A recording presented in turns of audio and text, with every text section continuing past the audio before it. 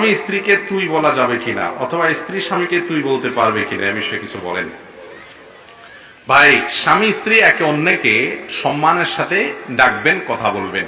আল্লাহ কোরআনে কারিমে পুরুষদেরকে বলেছেন, ওয়াশিরুহুন্না বিল মারুফ, তোমরা তোমাদের স্ত্রীদের সাথে দিনাতিপাত করো, সংসার করো সুন্দরভাবে, ভালোভাবে, সঠিকভাবে।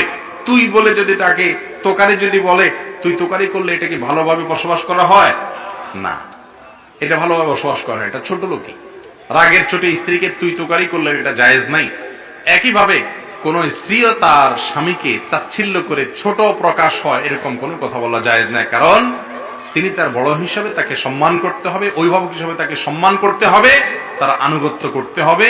এটা আল্লাহর পক্ষ থেকে নির্ধারিত আবশ্যক বিষয়। বিধান একে অন্যকে তুই তোকারি করা, তাচ্ছিল্য ভরে কোনো কথা বলা, এটা কারোর জন্যই জায়েজ না, স্বামীর জন্য না স্ত্রীর জন্য। আল্লাহ তাআলা আমাদেরকে সব জায়গায় ভদ্র এবং ভালো মানুষ